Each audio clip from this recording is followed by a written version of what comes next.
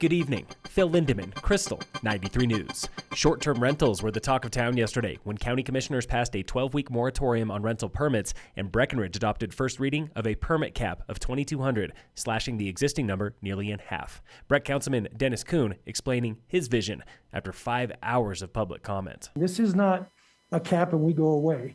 This is a cap and we go to work. That's it? Yeah, that's simple. Dozens of people, mostly property owners, spoke out against both decisions. Jim Langland suggested a public vote and received a round of applause. The sign out there says Breckenridge Ski Resort, and that's why you built a $48 million parking garage instead of workforce housing, to give tourists a place to park. You have no authority to tell me how to use my private property. I'll use it as I see fit. Like Langland, many felt ignored and even attacked by lawmakers, like Adam Parker at the county meeting. Suggest that home has like an innate value or an innate description and it should be used for workforce housing. I mean, they bought that for a particular reason. I don't think that we should assign that or prescribe that. The county moratorium takes effect Friday. Breck's permit cap gets a second reading September 28th. Tensions were running high at the Frisco council meeting, where 6 locals berated Councilman Andrew Aronson for wanting a COVID vaccine policy at hotels and rentals. Josh Walker. It's simply unconscionable to enforce those kinds of penalties on somebody like myself, who my business is owned by myself and my mother. We're the only 2 people, and we see, thousands of guests every year. Council had never approved the policy or even reviewed it, and this morning, the town confirms it will not be pursuing a vaccine mandate for lodging. Frisco last night heard the latest about Lake Hill and plans for more than 400 units on Dam Road. Lake Hill has been a thorn in Frisco's side for years, delayed by water, road, and money trouble. And Councilwoman Melissa Sherburne admits it still makes her nervous. Having such a large urban development on the side of such a small town without being in the town is kind of unusual. Mandatory rezoning for that project is in the works, with no timeline for construction until it's finished. Frisco Councilwoman Jessie Burley has been absent for several weeks now.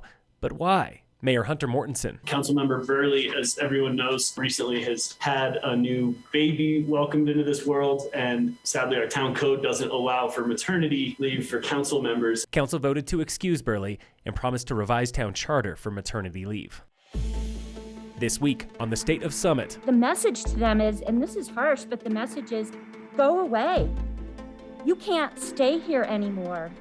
We don't want you. That was longtime local Leah Baxter pleading with county commissioners to prioritize a senior care and living facility in Frisco. That project is spearheaded by local nonprofit Staying in Summit, President Andy Searles. We do a lot for our school children, but don't forget your seniors, because we've lived here a long time.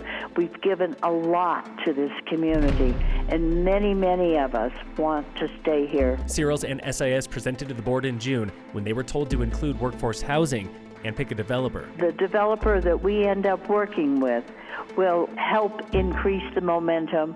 I personally would love to see a county-wide open house and see how the rest of people in the county feel about it. Baxter says it is too late for her elderly parents who have already moved away, but not too late for her. We need to step up and be a community that takes care of the people who made our community. Tune in again next Wednesday for The State of Summit on Krystal 93.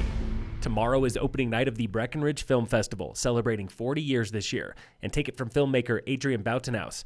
There's nothing like a Mountain Town Film Fest. A festival of this size is really filmmaker driven. You get to meet the other filmmakers and you get to meet the people in the town. You don't get lost in the mix of hundreds of films. Breck Film Fest opens tomorrow with Coda playing at the Riverwalk at 7 p.m. Get tickets and passes at breckfilm.org. In sports, the Rockies play the Braves tonight at 5:20. And in local sports, today is closing race of the Summit Trail Running Series at Carter Park. Registration is closed, and runners are leaving the start in about 30 minutes at 5:30, heading up the switchbacks. Phil Lindemann, Krystal, 93 News.